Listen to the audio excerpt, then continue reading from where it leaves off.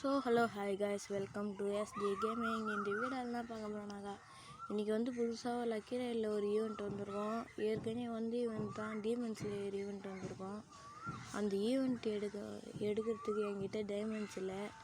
யார்கிட்டயாச்சும் redeem code இருந்தாக்கா கொஞ்சம் request பண்ணி கேட்குறேன், சென்ட் பண்ணுங்கள்.